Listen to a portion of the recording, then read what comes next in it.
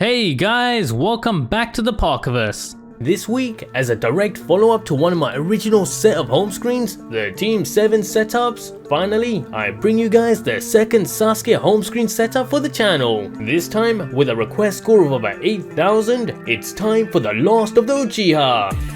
This is going to be another one in my series on how to customize your home screen like a pro. A series where I show you how you can easily and quickly get these stunning minimalistic setups on your Android phones. So if you haven't already, make sure you check out the previous episodes.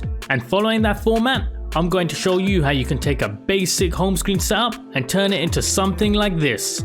But before we get started, if you like this video and want to see more just like this, make sure you like and subscribe to help support the channel. And don't forget to submit your live wallpaper and home screen requests right from within the Epic Live Wallpaper app. Just head to the live section and then click on the request button. And remember to boost your favorite ones using both the heart and the booster buttons here.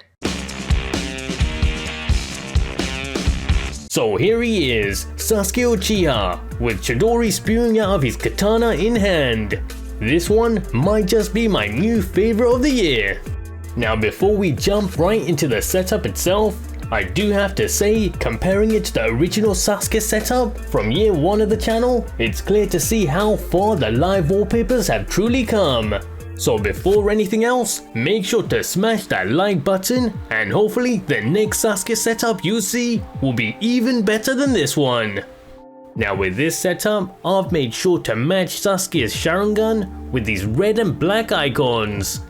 And to stand out from that dark backdrop, I've gone for some white home screen widgets. The first of which is this awesome vertical date indicator, matched by the second, this bold quick access music controls. It's a fairly simple setup with a few different pieces. Now as a base, you're going to need Nova Launcher, KWGT widgets, and to complete the look, I'll be using the Hex installer for system-wide customization. The link for these and everything else that you're going to need are going to be in the description below.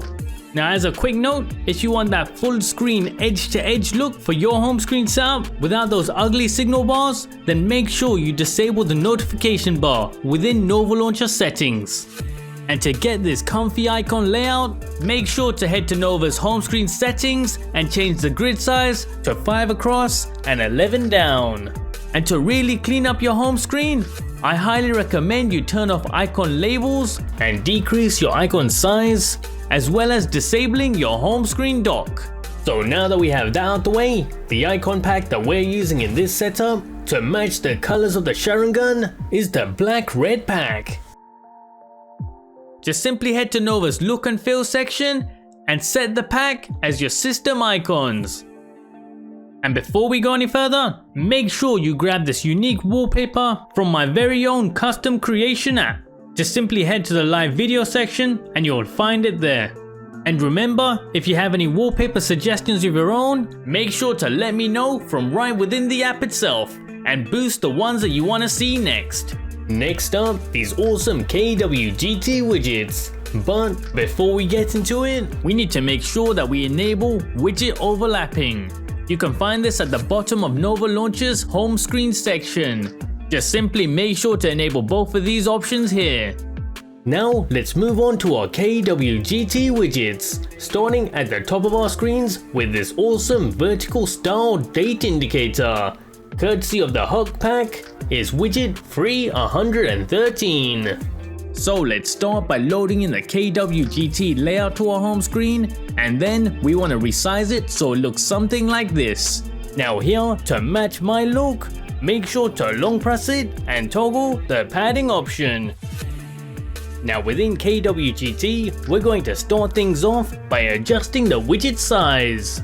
To do this, we're going to head to the layer tab. Here, we want to adjust the scale option. Now for my screen size, 32.9 was perfect. Next up, let's reposition the widget so our text element is aligned with the top part of our canvas. For this, from on the item list, we want to head into both of these text elements here.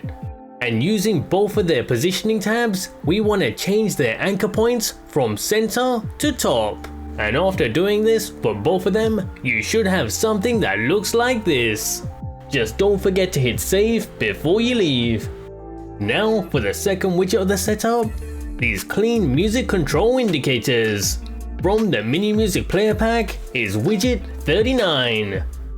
So let's start once more by loading in a KWGT layout to our home screen, and then we want to resize it so it looks something like this.